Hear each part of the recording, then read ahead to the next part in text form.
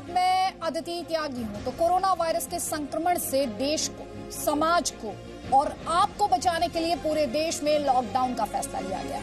आप अपने घरों से ही कोरोना के खिलाफ देशव्यापी लड़ाई लड़ रहे हैं। जरूरी बात यह हो जाती है कि कोरोना के खिलाफ युद्ध में जानकारी और जागरूकता ये सबसे बड़े हथियार हैं। इसीलिए जी न्यूज ने शुरू किया है टेलीविजन का, जी हां, टीवी का सबसे बड़ा जनसंवाद अभियान। इस सबसे बड़े जनसंवाद अभियान का मकसद है कोरोना और लॉकडाउन पर आपकी, यानी हमारे देश के 130 करोड़ लोगों के हर सवाल, हर शक, हर उलझन को सुलझाना। आपने हमें ट्विटर, व्हाट्सएप और एसएमएस के जरिए अपने सवाल भेजे हैं। इस खास कार्यक्रम में हम कोरोना पर आपकी हर शंका का समाधान करने की पूरी कोशिश करेंगे।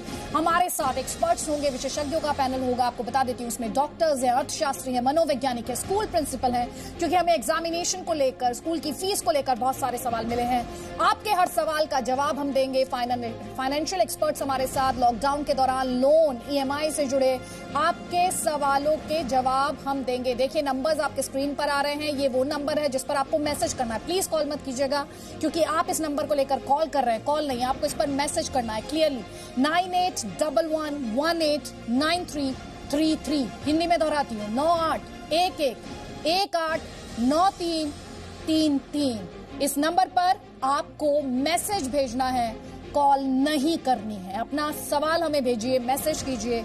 #AskZ का आप इस्तेमाल कर सकते हैं। अगर आप सोशल मीडिया पर हैं, उसके माध्यम से भी आप अपना सवाल हम तक पहुंचा सकते हैं। और लगातार हमारे एक्सपर्ट्स के माध्यम से, ये देखिए, #AskZ, अपना सवाल हमें भेजिए, हम एक्सपर्ट से दिलाएंगे जवाब। महामारी कोरोना से प्रभावी मुकाबले के लिए एकमात्र विकल्प है सोशल डिस्टेंसिंग। कोरोना से तभी बचा जा सकता है जब घर की लक्ष्मण रेखा न लांघी जाए। आपको जल्दी से बता देती हूँ, कई खास मेहमान हमारे साथ हैं बीजेपी का पक्ष रखने के लिए। हमारे साथ जीवीएल नरसिम्हा हैं, हमारे साथ मनोवैज्ञानिक अनुजा कपूर हैं, प्रोफेसर अरुण कुमार हैं। अर्थव्यवस्था के बारे में बहुत बात की जा रही है, ईएमआई, डाउन पेमेंट्स, बहुत सारे सवाल हैं, उनके जवाब आप तक पहुंचाएंगे। डॉक्टर सोनिया लाल हमारे साथ हैं, न्यूरोलॉजिस्ट हैं। आप सभी मेहमानों का मैं रुख करूंगी। बहुत बहुत स्वागत है आपका। हमने स्कूल प्रिंसिपल को भी रखा है, उनिका मल्होत्रा हमारे साथ, और साथ ही स्कूल प्रिंसिपल देहरादून से हमारे साथ अदिति जैन हैं। आप सभी का मैं रुख करूं, उससे पहले जल्दी से श्रेया अमरोहा से हमें सवाल भेजा है उन्होंने। कोरोना के चलते वो कॉलेज नहीं जा पा रही हैं, उनकी पढ़ाई का नुकसान हो रहा है, और आपसे बार बार कह रही हूं, #AskZ। हमारे दर्शक लगातार हम तक बात पहुंचा रहे हैं। तो एक तरफ स्कूल और कॉलेजेस को लेकर उनके साल का सवाल और साथ ही फीस का सवाल, तो दूसरी तरफ होम लोन को लेकर राहुल दिल्ली से हमें लिख रहे हैं कि क्या होम लोन की ईएमआई का वेवर होने के लिए, इसे वेव ऑफ करने के लिए बैंकों को बताना पड़ेगा। कोरोना वायरस की वजह से मैं कॉलेज नहीं जा पा रही हूँ, फाइनल एग्जाम भी नजदीक है, मेरी पढ़ाई का क्या होगा? चलिए, पहला सवाल मैं उनिका आप ही से लेती हूँ, क्योंकि वो कह रही है मैं एग्जाम मेरा है, मैं तो जा नहीं पा रही हूँ क्योंकि लॉकडाउन है, क्या होगा? बहुत डर है लोगों में, बहुत इस समय बहुत सारे सवाल हैं। जल्दी जल्दी अगर आप जवाब दे पाए। देखिए, technology is a way forward Aditi, और अगर टेक्नोलॉजी इन कॉलेजेस में है तो ड्यूटी बनती है उन टीचर्स की कि वो एक ऐप है जहां पर वो लिंक हो सकते हैं बच्चों के साथ, और जो करिकुलम है उसको अपनी तरीके से बच्चों को एक्सप्लेन कर दें। देखिए, टीचर का रोल कोई नहीं ले सकता, जितना मर्जी टेक्नोलॉजी की बात करें। तो इसलिए अगर टीचर पढ़ाती हैं ऑनलाइन तो बच्चों को कॉन्फिडेंस गेन होता है, उनको ये डर कहीं ना कहीं खत्म होता है कि वो पेपर अच्छी तरह दे पाएंगे। ठीक है, राहुल दिल्ली से हमसे ये पूछ रहे हैं, क्या होम लोन की ईएमआई के वेव ऑफ होने के लिए बैंकों को बताना पड़ेगा? मुझे लगता है प्रोफेसर अरुण कुमार, ये सवाल मैं आपसे ले सकती हूँ। आज प्रश्न है जी कि मैंने एक होम लोन ले रखा है और उसका ईएमआई हर महीने की 5 तारीख को इलेक्ट्रॉनिक ट्रांसफर हो जाता है बैंक में। तो अभी क्या मुझे बैंक को इंटीमेट करना पड़ेगा 3 महीने डेफर करने के लिए मेरा इंस्टॉलमेंट, या वो अपने आप मेरा इंस्टॉलमेंट होम लोन का 3 महीने डेफर कर देंगे? प्रोफेसर साहब, अगर आप दें इसका जवाब। अरुण कुमार जी, आज आरबीआई ने कई बड़े ऐलान भी किए। हेलो जी जी, बोलिए प्रोफेसर साहब। हाँ, मैंने जैसे कहा कि बैंक को इंटीमेट करना सही रहेगा, क्योंकि ये शायद ऑटोमेटिक ना हो, क्योंकि जो लोग नहीं दे पा रहे हैं शायद उन्हीं के लिए ये अभी डेफर होगा, और जो लोग दे पाएंगे उनका ऑटोमेटिकली चलता रहेगा। मैं आपसे ये भी जानना चाह रही थी प्रोफेसर साहब, आज जो आरबीआई की तरफ से ऐलान किए गए, उन ऐलान, क्योंकि जब दूसरे एक्सपर्ट से भी बात हो रही है तो वो ये कह रहे हैं कि ये बैंकों के ऊपर है, बैंकों के ऊपर है, वो कितनी रियायत देंगे, कैसे देखें उस इंफॉर्मेशन को हमारे दर्शक? नहीं, आरबीआई ने कहा है तो वो सब बैंकों के लिए बराबर लागू होगा, पर ये जरूर बात है कि कई बैंक इंतजार करेंगे कि जब आप उसको इंटीमेट करेंगे तभी वो डेफर करेंगे। अगर आप दे सकते हैं तो वो आप देते रहें, और अगर डेफर कराना है तो उसके लिए इंटीमेट करना पड़ेगा। तो ये मुझे लगता है कि इंटीमेट करना बहुत अहम रहेगा। तो जो दर्शक इस वक्त हमारे जी न्यूज देख रहे हैं सर, उनकी क्लैरिटी के लिए एज एन एक्सपर्ट, क्या अब वो ये माने कि उनकी जो ईएमआई है उसे डेफर कर दिया गया है 3 मंथ्स के लिए? कहां पर ये मामला खड़ा है? क्योंकि हमें जितने सवाल मिले हैं उसमें सबसे बड़ा सवाल है लोगों के जहन में। देखिए, जैसे मैंने कहा कि बैंक जहां तक उनको ऑटोमेटिकली मिल रहा है ईएमआई, तो वो तो लेते रहेंगे। अगर आप नहीं देने में सक्षम है क्योंकि आपकी आमदनी घट गई है, आपके पास पैसा नहीं है, तो आपको बैंक को इंटीमेट कर देना चाहिए कि आप अभी 3 महीने का डिफरमेंट चाहते हैं। तो इसलिए इंटीमेट करना ही मेरे ख्याल से सही रहेगा। ऑटोमेटिकली वो मुझे लगता है नहीं होगा। ठीक है, अगले सवाल का रुख करते हैं। लखनऊ से ये सवाल हमें सोमिल ने भेजा है। उनका सवाल ये है कि सरकार के आदेश के बावजूद अब भी काला बाजारी जारी है। जीवीएल नसीमा, मैं आपसे सवाल का जवाब लूंगी, एक बार दर्शकों को ये सवाल सुनवाते हैं। देखिए, आज हमारा देश पूरा लॉकडाउन में है और आज तीसरा दिन है लॉकडाउन का।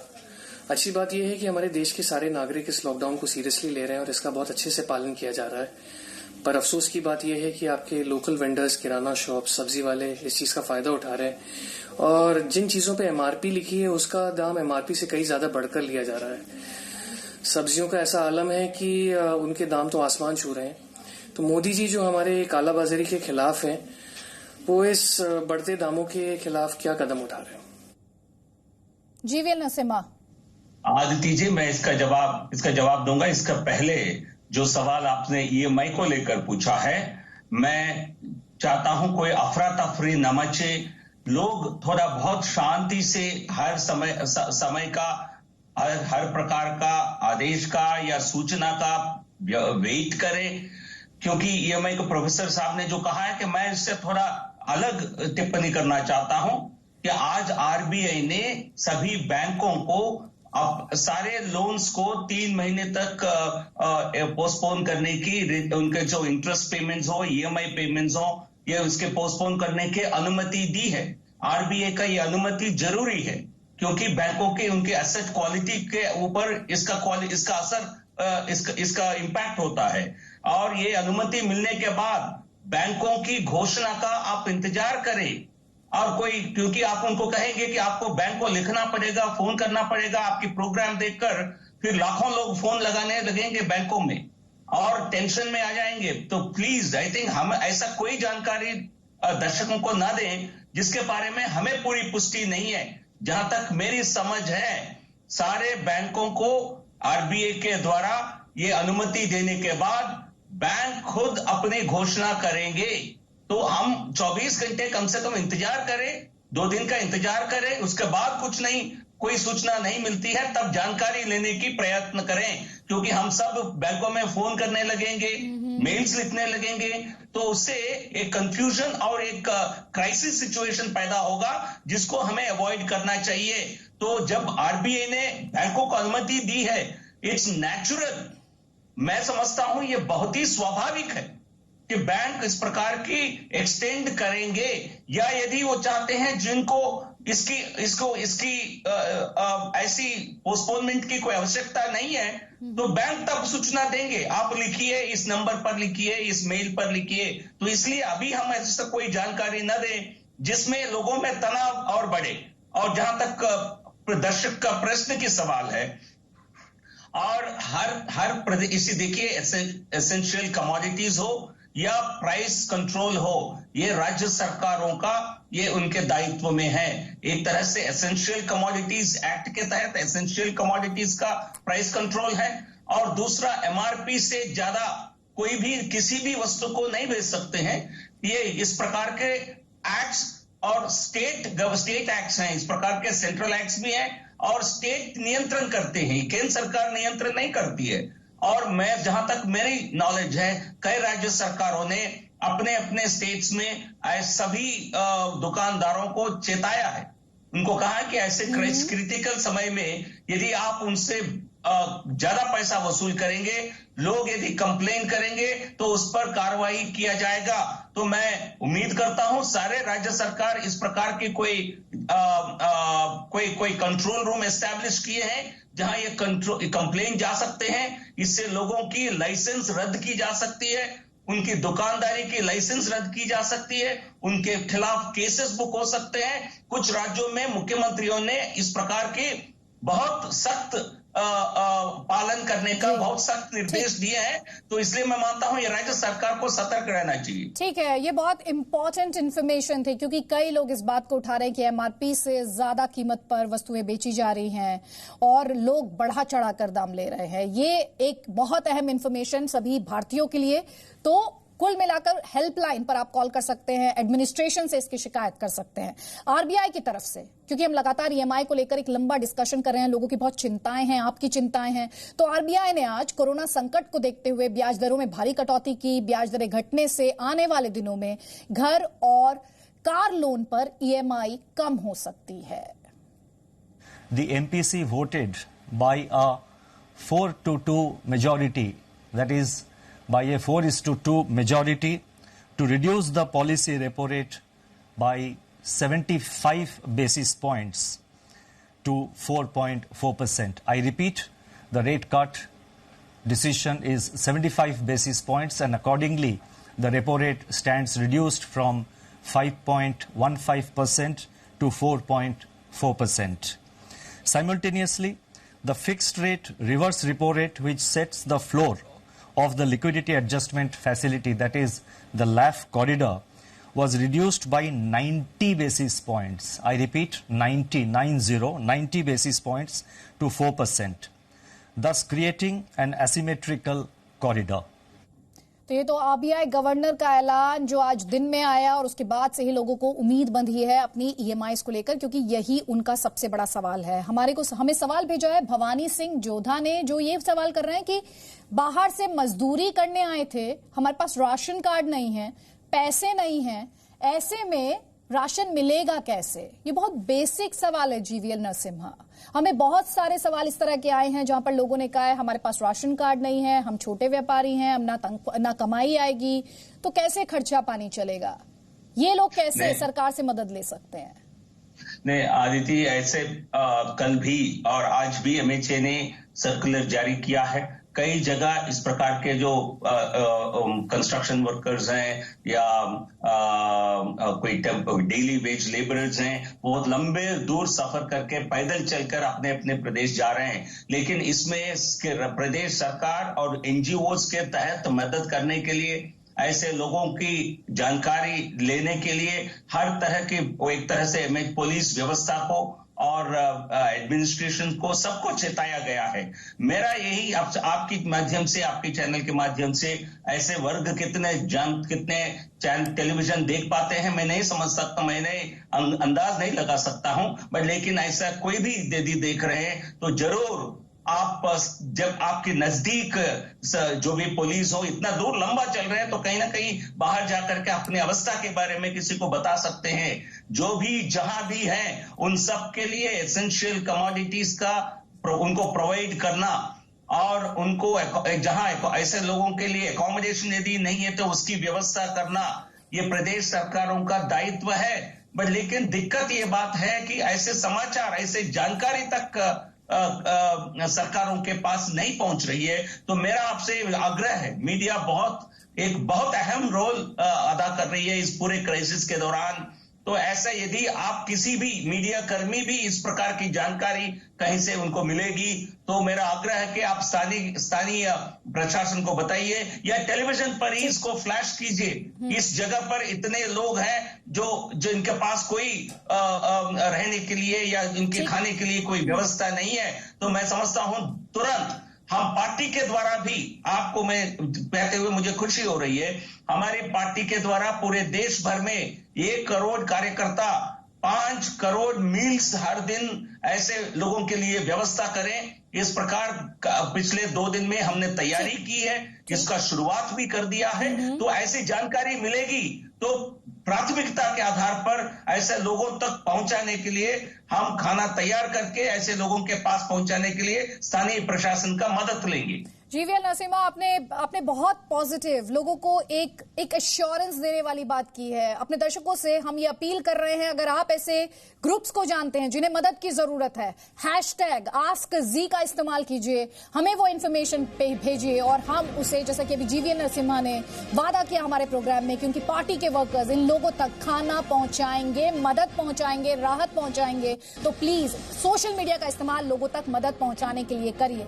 वैसे हमें आपको बताते हुए बहुत खुशी हो रही है, आप हमारे इस मंच का इस्तेमाल कर रहे हैं अपने सवालों के लिए। लगातार हमें बड़ी संख्या में ट्वीट्स मिल रहे हैं, किस तरह से ट्वीट्स आ रहे हैं, किस तरह का सहयोग हमें मिल रहा है। देखिए, सिद्धार्थ ने लिखा है, हम बिना सैलरी के कैसे भरेंगे हमारे EMIs, क्या बैंक इन EMIs को बाद में नहीं ले सकते, ये कृष हमसे पूछ रहे हैं। सलोनी है, वो कह रही है 21,000 रुपए की EMI है, अगर बैंक रियायत नहीं देगा तो हमारा तो घर बार बिक जाएगा। उमेश सिंह ये कह रहे हैं कि हम 3 महीने लोन की EMI ना भरें तो क्या बैंक हमसे लोन नहीं, उसके बाद ब्याज नहीं लेगा उसके ऊपर। बाइक लोन की EMI पर क्या सरकार ने कोई छूट दी है, ये जय बरूच का सवाल है। तो ये सवाल लगातार हमारे दर्शक हम तक पहुंचा रहे हैं और यही हमारी कोशिश है। ये देखिए, लगातार एग्जाम को लेकर लोग सवाल पूछ रहे हैं, क्या एग्जाम को पोस्टपोन किया जा सकता है, और साथ ही लोग ये कह रहे हैं कि एग्जाम को पोस्टपोन किया जा सकता है, लोगों तक मदद कैसे पहुंचाई जा सकती है।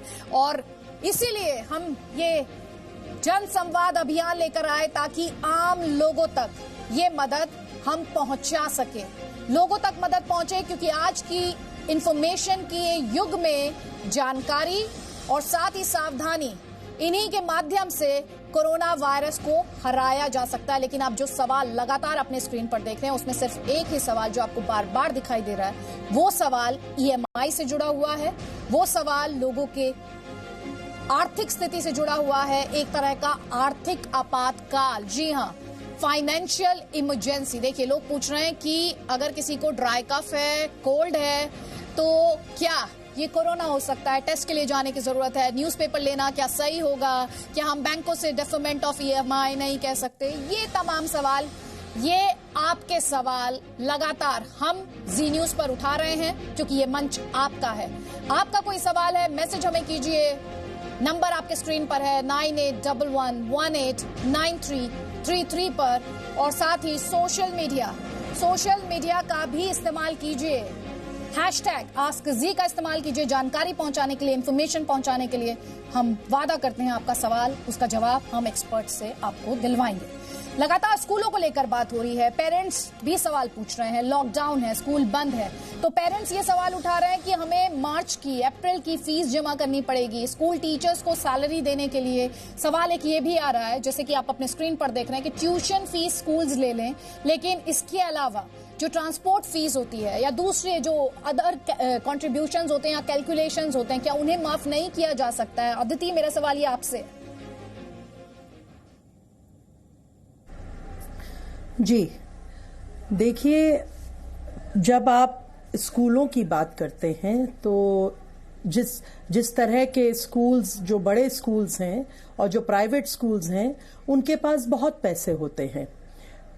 कम्युनिटी सर्विस जो एक एजुकेशन संस्था को होना चाहिए, वो कहाँ तक है ये हम सब जानते हैं।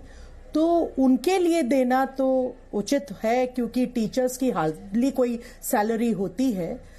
बट मेरा कहना, जो मेन चीज मैं सबके समक्ष रखना चाहती हूँ, वो ये रखना चाहती हूँ कि इस समय जो ये इतना ज्यादा अनरेस्ट है स्कूल बंद होने के लिए, आप समझिए, जब तक जिंदगी ही नहीं तो आप शिक्षा का क्या कर लेंगे। पहले तो सेफ्टी है ना, और हमको एकजुट होकर, और हम देख रहे हैं कि विश्व भर में बड़े बड़े लोगों को ये हो रहा है, प्रिंस चार्ल्स भी संक्रमण में आ चुके हैं। हमें सिर्फ एक प्रिकॉशन लेना है, ये लाइलाज बीमारी नहीं है, पर अगर हम सोशल डिस्टेंसिंग करें, ये हम संभाल सकते हैं। बट अब जब हम एजुकेशन की बात करते हैं, टेक्नोलॉजी के तो मैं सख्त खिलाफ हूं, और मैं ये आपको बताऊं कि इसको सिर्फ एक स्लेव की तरह हमें यूज करना चाहिए, not as completely depending on it, जो कि आजकल मॉडर्न टाइम्स की प्रॉब्लम हो गई है। अब जब टेक्नोलॉजी है तो हम ऑनलाइन बच्चों को लेसन्स दे सकते हैं। बच्चों का एक रूटीन रहना चाहिए, इस पे हमको फर्स्ट नहीं करना चाहिए। मैं केप कमेटी में रही हूं, मैंने सारे शिक्षा मंत्रियों के समक्ष ये बात रखी थी, स्वयं MHRD मिनिस्टर जी के सामने, कि मॉरल एजुकेशन होनी अति आवश्यक है। बड़े बड़े जो व्यक्तित्व हमारे भारत में जगह जगह पे हुए हैं, उनकी कहानियां हमें बच्चों को सुनाना है। रामायण, गीता, ये कोई धर्म से रिलेटेड किताबें नहीं हैं, ये ऐसी किताबें हैं जिसमें हमको प्रैक्टिकल सॉल्यूशंस जिंदगी के मिलते हैं। आजकल नवदुर्गे चल रही है, नवदुर्गे में अगर आप रक्त बीज का अध्याय उठाते हैं, उसमें आपको पता चल जाएगा कि रक्त बीज जो जहां उसका रक्त गिरता था, वहीं उसी को अगर आप पढ़ लें उस अध्याय को, उसी में इसका निवारण मिल जाएगा। बिल्कुल, तो लगातार लोगों के सवाल है, आप भी समस्याओं के निवारण की बात कर रहे हैं, हम भी अपने प्लेटफॉर्म पर लोगों की समस्याओं के निवारण की बात कर रहे हैं। लोग लगातार, कुछ लोग कह रहे हैं हमारे बच्चों की फीस माफ कर दी जाए, कुछ लोगों का कहना है कि एग्जाम्स को पोस्टपोन किया जाए, वहीं कुछ लोग ये सवाल पूछ रहे हैं कि एग्जाम हो भी पाएगा, होगा तो कैसे होगा। ये वो सवाल जो लगातार हमें #AskZ पर मिल रहे हैं। आप भी अपने सवाल हमें भेजते रहिए, जानकारों से हम जवाब दिलाएंगे। नंबर आपके स्क्रीन पर, आपको कॉल नहीं करना है, आपको मैसेज करना होगा। उस नंबर को देखिए, मैसेज कीजिए आपका सवाल, #AskZ के माध्यम से हम लगातार बताएंगे। जी हाँ, जी न्यूज पर #AskZ के माध्यम से हम आपको मौका दे रहे हैं अपने सवाल पूछने का। आपके जहन में कई सवाल और उलझन है, बड़ी संख्या में लोग अपने सवाल हम तक पहुंचा रहे हैं और उनके जवाब हम जानकारों के माध्यम से आप तक पहुंचा रहे हैं। आपको अब सुनवाना चाहती हूँ, जो बच्चे हैं वो इस लॉकडाउन में कैसा महसूस कर रहे हैं, किस तरह के चैलेंजेस उनके सामने आ रहे हैं, जरा सुनिए। कब जाएंगे? बाहर खिलाएंगे, यानी कि घर जाना है। पापा कोरोना कैसे जाएगा? मेरा नाम धैर्य है और मेरी मम्मी कहती है कि खिलौना खरीदने से ना कोरोना होता है। क्या खिलौना खरीदने से कोरोना होता है? मम्मा, ये कोरोना वायरस कब खत्म होगा, कब खेलने जाएंगे? मम्मा, स्कूल कब खुलेंगे? मैं बोल हो रहा हूँ, ट्यूटर भी नहीं खुले, पापा में भी नहीं खेल पा रहा पूल, और कोरोना कब जाएगा? जाएगा बेटा, आप बोर हो रहे हो, आपको क्या करना है? मुझे खेलना है। जब लॉकडाउन खत्म हो जाएगा, क्या तब हमें कोरोना वायरस नहीं हो सकता? क्या तब हम बाहर खेल सकते हैं? मैं शालीमार बाग में रहता हूँ। मेरा आपसे एक सवाल है कि मेरे स्कूल कब खुलेंगे और मैं अपने दोस्तों के साथ खेलने कब जा सकता हूँ? और मैं घर बैठे बैठे बोर हो गया हूँ, इसलिए मेरे को अपने दोस्तों के साथ खेलने जाना है। बस मेरा आपसे एक ही सवाल था। Thank you sir. My question is, अगर किसी कोविड-19 पॉजिटिव पेशेंट को कोई मॉस्किटो बाइट करे और वही सेम मॉस्किटो किसी हेल्दी पर्सन को बाइट करे, तो कोई पॉसिबिलिटी है कि कोरोना वायरस ट्रांसमिट हो सकता है? नमस्कार, मेरा नाम ऋषिका शर्मा है, मैं दिल्ली से हूँ। मैं ये जानना चाहती हूँ कि मेरे स्कूल कब तक खुल पाएंगे, क्योंकि मेरी पढ़ाई का बहुत लॉस हो रहा है। क्या गवर्नमेंट ने कोई दिशा निर्देश दिए हैं स्कूल को, जिससे मेरी पढ़ाई ऑनलाइन हो सके? मेरा नाम अविका मित्तल है। मेरा ये सवाल है कोविड-19 से रिलेटेड कि जो ये लॉकडाउन की वजह से ये हमारा स्कूल बंद हो चुके हैं, तो हमारा जो सेशन है वो हमारा नॉर्मल चलेगा या फिर डिले होगा? कोरोना, अरे भाई क्या है ये कोरोना? कोरोना ने तो पूरा लॉकडाउन ही करवा दिया। आपको पता है मैंने एग्जाम्स के लिए कितनी तैयारियां करके रखी थी, वो भी हमें कैंसिल करना पड़ा। अनुजा, यहाँ पर आपको लेकर आना चाहती हूँ। बच्चों की बातें आपने सुनी, कुछ बच्चों की बातें सुनकर चेहरे पर मुस्कुराहट भी आई और उनकी दुविधा भी समझ आई। कब तक घर में रहेंगे, खिलौने में कोरोना है, बाहर नहीं जाना है। एक ही सवाल है, बच्चों को कैसे हैंडल करें और बच्चों को क्या समझाएं? मैं आपको ये वाले जो बच्चे देश सुन रही हूँ, उनके बच्चों को क्या, मेरे घर में एक बहुत बड़ा बच्चा है, जो बाहर से आया और वो ही इज 20 years old, उस बच्चे को समझाना कितना मुश्किल होता है कि जब वो ये बार बार कहता है कि मुझे बाहर जाना है और मैं तो बाहर से आया था कि यहाँ पर हम एंजॉय करेंगे और घूमने जाएंगे।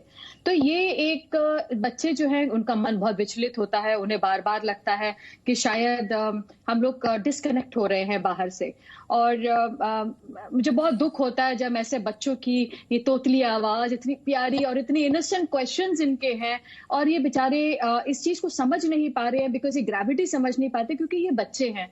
किस तरीके से, मैं खुद हैरान हूं कि किस तरीके से ये 4 दीवारी में अपने आप को कैद करके रखे हुए हैं। और सबसे अच्छी बात है, मैं मतलब कंग्रेचुलेट करूंगी उन पेरेंट्स को जो अपने बच्चों को इस तरीके से संभाल के रखे और इस तरीके से बात कर रहे हैं, क्योंकि गुस्से में या डांट कर इस वक्त बात नहीं बनेगी। और कई बच्चे ऐसे हैं जो बहुत पबजी खेल रहे हैं और वो रात भर लगे रहते हैं पबजी और सुबह सोते हैं क्योंकि कोई टाइम टेबल नहीं बन पा रहा है।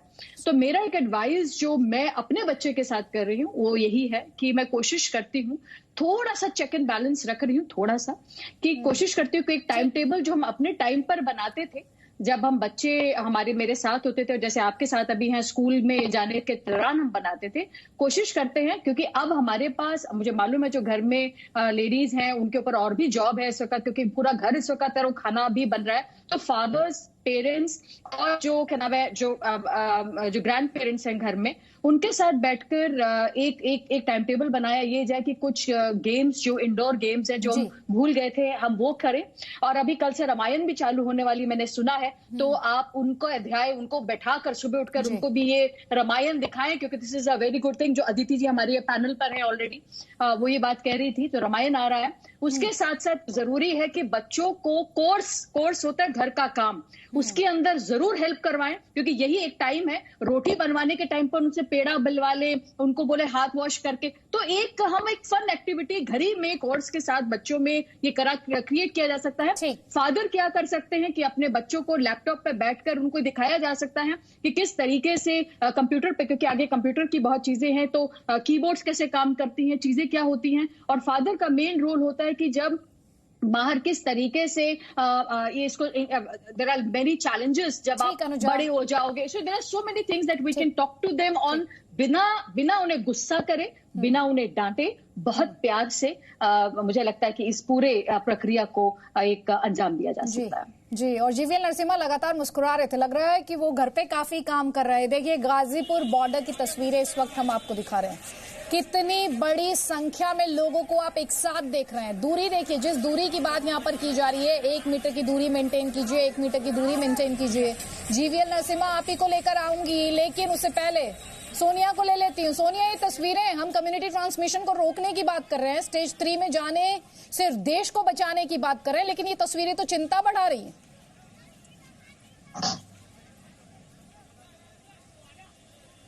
बिल्कुल, आई थिंक लोगों को अभी भी समझ नहीं आ रही है कि सोशल डिस्टेंसिंग कितनी इम्पोर्टेंट है, और वो इकलौता एक ही तरीका है। हम दुनिया भर में ही देख रहे हैं किस तरीके से केसेस बढ़ रहे हैं। अमेरिका में, न्यूयॉर्क सिटी में क्या हाल है, क्योंकि वहाँ पे इतनी ज़्यादा पॉपुलेशन है और वहाँ पे कैसे केसेस बढ़े हैं।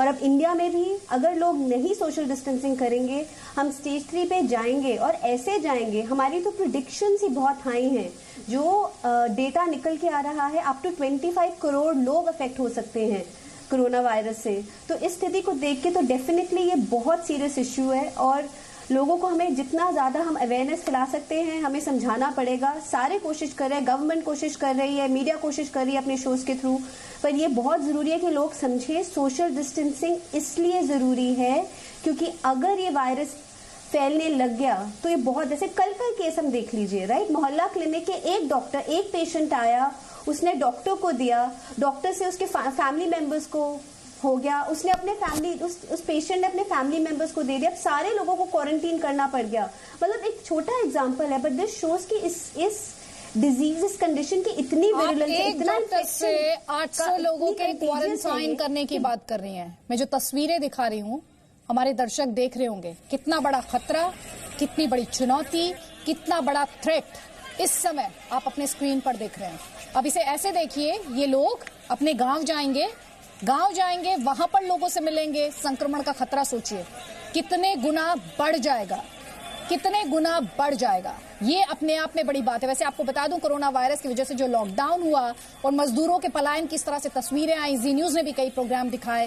गृह मंत्रालय ने राज्यों के मुख्यमंत्रियों से बात की। गृह मंत्री ने सभी राज्यों को यह निर्देश भी दिया कि इन मजदूरों के खाने और रहने का इंतजाम किया जाए। स्टेट्स और यूटीज को हमने रिक्वेस्ट किया है कि वे माइग्रेंट लेबरर्स के फूड और शेल्टर का इंतजाम करें।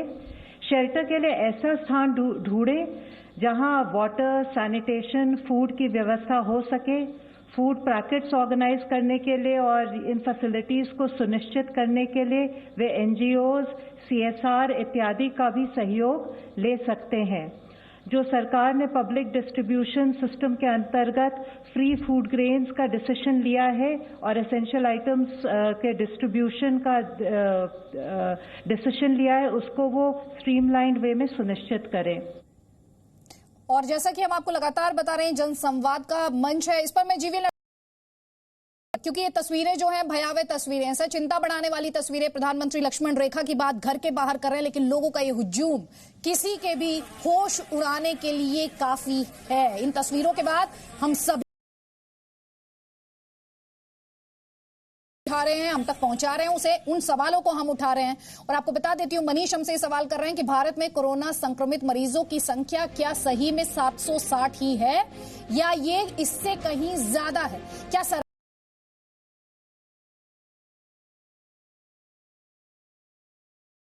जीवी नरसिम्हा, आप इस सवाल का जवाब दीजिए। आदिति जी, जब से ये कोरोना का कोविड-19 का खतरा सामने आया, जरूरत के आधार पर टेस्टिंग करने की कुछ प्रोटोकॉल्स इवॉल्व किए गए। ICMR, देश के Indian council of medical research एक संस्था है जिन्होंने पूरे टेस्टिंग प्रोटोकॉल्स WHO प्रोटोकॉल्स के तहत यहां भी फॉलो किया है। और इंडिस्क्रिमिनेट टेस्टिंग करने से ये खतरा मतलब एक अफरा तफरी का माहौल, एक भयावह का माहौल पैदा होता है। इसलिए सिम्टम्स के आधार पर और फॉरेन ट्रैवल के आधार पर और फॉरेन ट्रैवल होकर जो आए हैं उनके आधार पर कुछ टेस्टिंग प्रोटोकॉल्स डिजाइन किए गए। उन टेस्टिंग प्रोटोकॉल्स के तहत सरकार के लैबोरेटरीज ने 2 दिन के पहले तक पूरे टेस्टिंग किया था। अब प्राइवेट सेक्टर को भी अनुमति दी है। 29 प्राइवेट लैबोरेटरीज को, प्राइवेट चेन्स को, डायग्नोस्टिक ग्रुप्स को ये परमिशन दिया है। तो इसलिए मैं समझता हूं पर्याप्त है। अभी दिक्कत क्या है ना, यदि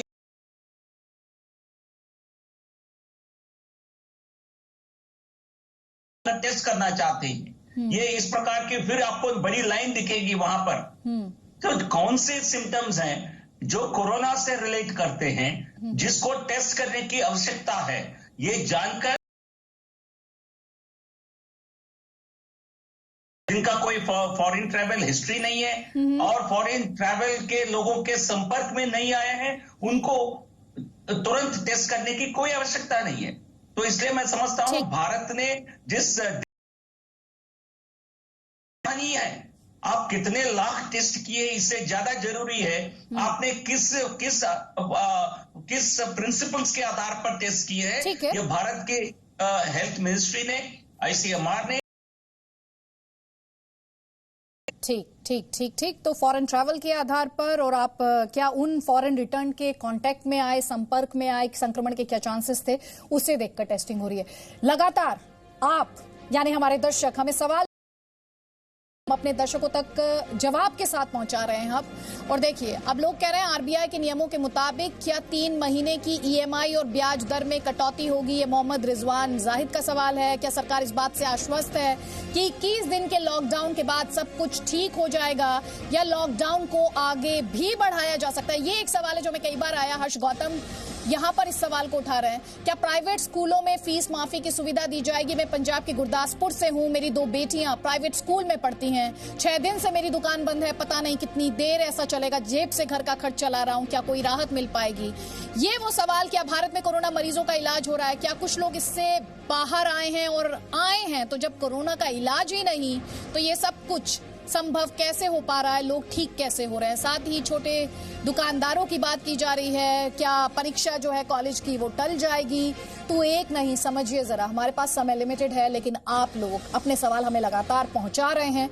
हम भी आपसे ये वादा कर रहे हैं, अगर हम इस शो में ये सवाल नहीं ले पाए तो कल जब हम 1 बजे वापस इसी तरह से आपके सवालों के साथ लौटेंगे तो तब उन सवालों को जगह देंगे। लेकिन यहाँ पर एक अहम सवाल जो उठा सोनिया, वो ये सवाल था जो मुझे लगा कि बहुत इंटरेस्टिंग है। और वो सवाल ये था कि जब कोरोना की दवा नहीं है, कई लोग इस बात को लेकर भी अफवाह और लोगों में डर का माहौल क्रिएट करने की कोशिश कर रहे हैं। कोरोना की दवा नहीं है, फिर भी दावा किया जा रहा है लोग ठीक हो रहे हैं, तो ये कैसे मुमकिन है? ये जो अफवाह फैलाई जा रही है, जरा इसका साइंटिफिक आंसर दीजिए हमारे दर्शकों को। संक्षेप में देंगी तो बेहतर होगा। बिल्कुल बिल्कुल। तो सबसे पहली बात सबको समझना पड़ेगा कि ये जो कोविड-19 है ये एक वायरल इन्फेक्शन है। जो कोरोना एक वायरल इन्फेक्शन है, जैसे कि कोई भी वायरल इन्फेक्शन होती है। तो ये एक तरीके से जैसे फ्लू होता है उसी कैटेगरी में। तो नॉर्मली जो कोरोना वायरस होता है वो कॉमन कोल्ड, जो जुकाम है, वो कॉज करता है। और जो कोविड-19 है इसमें वायरस की जो जीन म्यूटेटेड डीएनए में फर्क आया, आरएनए में फर्क आया, जिसके कारण म्यूटेशन हुई, जिसके कारण एक नया तरह का वायरस आया जिसको हम नोवेल कहते हैं, इसलिए नोवेल कोरोना वायरस इसको कहा जाता है।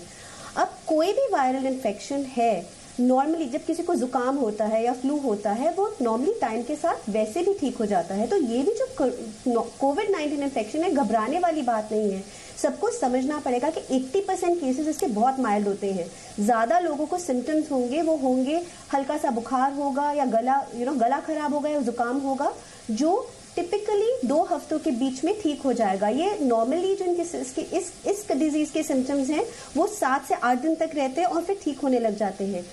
वो लोग जिनको ज्यादा बुखार हो रहा है या जिनको सांस लेने में तकलीफ है, उनको मेडिकल हेल्प की जरूरत पड़ सकती है और डेफिनेटली उनको हॉस्पिटल जाना होगा। बट उसमें भी टोटल 95% लोग जो हैं इन टोटलिटी ठीक हो रहे हैं। जो 5% लोग हैं जिनमें हम देख रहे हैं कि मौत हो रही है, ज्यादा वो लोग हैं जो 60 साल की उम्र से ज्यादा हैं या जिनको ब्लड प्रेशर, डायबिटीज या सांस लेने में तकलीफ, सांस की तकलीफ या कैंसर की तकलीफ है। इसका मतलब जिसकी इम्यूनिटी थोड़ी कम है या लो है, वो लोग ज्यादा प्रोन है।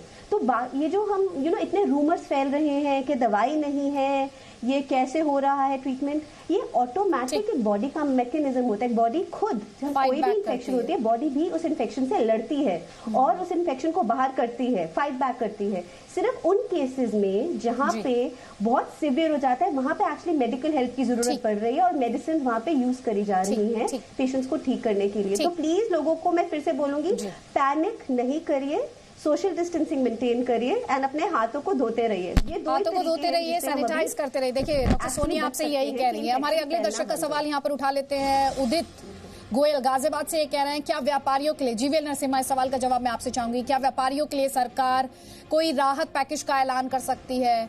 और साथ ही वीना जैन का सवाल ये मैं डॉक्टर सोनिया से ही लूंगी, बिना सर्दी जुकाम के लक्षण के भी क्या कोरोना संक्रमण हो सकता है? जीवीएल नरसिम्हा, पहले आपका जवाब सर।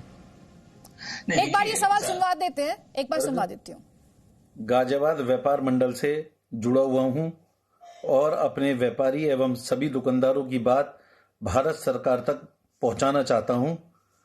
जिस प्रकार भारत सरकार ने 21 दिन के लॉकडाउन का ये आह्वान किया और सभी छोटे मंझले दुकानदार, सभी व्यापारी भाई 21 दिन के लिए अपने सभी कारोबार को बंद करके अपने घर बैठे हैं। मैं ये जानना चाहता हूं भारत सरकार से, क्या वो हम सब व्यापारी भाइयों के, हम छोटे मंझले व्यापारियों के लिए भी किसी बड़े राहत पैकेज का विचार कर रहे हैं? ऐसी भारत सरकार से हम उम्मीद रखते हैं और हम अपनी सरकार के साथ कंधे से कंधा मिलाकर साथ हैं। हमारी ये बात जी न्यूज के माध्यम से भारत सरकार तक पहुंचे, ऐसी हमारी आशा है। धन्यवाद। हमारे कोई परिचित है, उनको 5 दिन से फीवर हो रहा था। उन्होंने जब टेस्ट करवाया तो उनका कोरोना पॉजिटिव आया, बट उनको सर्दी जुकाम बिल्कुल भी नहीं था। ऐसा पॉसिबल है कि सिर्फ बुखार में कोरोना पॉजिटिव आ जाए? जीवीएल, पहले जो व्यापारियों को लेकर सवाल था, जल्दी से आप उसका जवाब दे दीजिए। देखिए, सबसे पहले सरकार का ध्यान उनके तरफ था जो इस सडन लॉकडाउन से जो खाने खाने की स्थिति में भी नहीं होंगे, लेकिन जो 80 करोड़ लोगों को जो फ्री में 3 महीने राशन देने की बात कही गई, उसमें बहुत छोटे छोटे सारे व्यापारी जो हैं ये पैसे वाले नहीं होते हैं, छोटे छोटे दुकानदार हैं। देश में 4 करोड़ ऐसे दुकानदार हैं, इसमें मैं समझता हूं 3 करोड़ ऐसे दुकानदार होंगे जो बहुत ही स्मॉल इकोनॉमिक मीन्स के आधार पर अपने आप को अपने परिवार को चलाते हैं। उनको भी उनका सरकार के द्वारा जो राहत का घोषणा किया गया, उनको भी वो लाभ मिलेगा।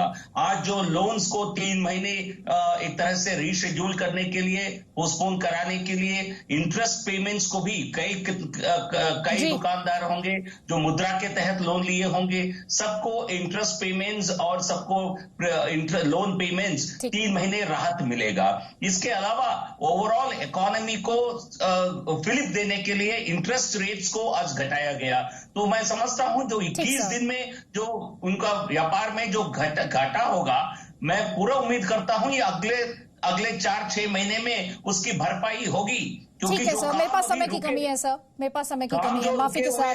सोनिया, जो सवाल था जो अभी पूछा वीना जी ने, उन्होंने कहा 5 दिन से बुखार, लेकिन कोल्ड तो उन्हें नहीं था, लेकिन बिल्कुल वो कोरोना पॉजिटिव। बिल्कुल नहीं, बिल्कुल हो सकता है। जरूरी नहीं कि सबको सारे लक्षण हो, जरूरी नहीं कि सबको बुखार, जुकाम, गला खराब हो। कई लोगों को सिर्फ हाई फीवर और body aches, severe body aches एक और बहुत कॉमन लक्षण है जो इसमें पाया गया है, जो लोगों को होता है जिनमें कोरोना पॉजिटिव निकलता है। कई लोगों को डायरिया भी देखा गया है, कई लोगों में पेट दर्द के भी इनिशियल सिम्टम्स होते हैं। सो डेफिनेटली मतलब कोई भी इनमें से कोई भी एक सिम्टम हो सकता है। जरूरी बात यह है कि अगर परसिस्टेंट रहे, अगर ये सिम्टम लंबे समय तक रहे तो परसिस्टेंसी इज द की। आप हेल्प कीजिए, तो जरूरी नहीं सारे सिम्टम्स हो। प्रोफेसर अरुण कुमार, ये आर्थिक आपातकाल है आम लोगों के लिए, अगर आप 20 सेकेंड्स में उन्हें बता सके इस आर्थिक आपातकाल को, फाइनेंशियल इमरजेंसी को इंडिविजुअली उन्हें कैसे मैनेज करना है, संक्षेप में। देखिए, इस समय बहुत जरूरी है कि जो एसेंशियल आइटम्स हैं वो सबको उपलब्ध होते रहें, क्योंकि अब इस समय आमदनी तो सबकी खत्म हो गई है, क्योंकि आप काम पे जा नहीं रहे हैं, बिजनेसेस फेल कर रहे हैं, बैंक भी एनपीए बढ़ते चले जा रहे हैं। तो फाइनेंशियल सिस्टम का जो डिक्लाइन है और जो बिजनेसेस का डिक्लाइन है और जो रोजमर्रा के जो काम करने वाले हैं उनका डिक्लाइन है, तो इस समय तो सरकार की मदद के बिना और कुछ हो नहीं सकता है। सरकार को जितनी मदद और हो सकती है उतनी करनी चाहिए, वो चाहे ट्रेडर हो, चाहे बिजनेसमैन हो, वो चाहे जो वर्कर हो, जो चाहे पलायन करने वाला वर्कर हो, चाहे वो स्कूल का टीचर हो या स्कूल्स हो, सबके लिए मदद की इस समय जरूरत है, क्योंकि इस समय बिजनेस चल नहीं रहा है, देश ठप हो गया है पिछले 15-20 दिन से और आगे 20 दिन, और हो सकता है ये रफ्तार और आगे तक चले, हो सकता है 20 दिन के बाद ये समस्या उसी तरह बरकरार रहे। तो सरकार जितना बड़ा पैकेज देगी सबको देगी, तभी ये काम आगे हो सकता है। और बिल्कुल, और ये भी अपने आप में सवाल होगा कि सरकार के पास भी ये पैसा आएगा कैसे। अपने आप में बहुत सारे सवाल हैं, हमने आपके ज्यादा से ज्यादा सवालों को उठाने की यहाँ पर कोशिश की है, जिनके सवाल मैं अपने शो में नहीं उठा पाई, इस वादे के साथ 1 बजे कल दोपहर हम आपके सवाल उठाएंगे। लेकिन आप अपने सवाल हमें लगातार भेजते रहिए, क्योंकि हमारा ये मंच आपके सवालों के लिए, आपके सवालों की पूरी गंभीरता से जवाब एक्सपर्ट्स के माध्यम से। नंबर आपके स्क्रीन पर आ रहा है, इस नंबर पर प्लीज कॉल मत कीजिए, मैसेज कीजिए।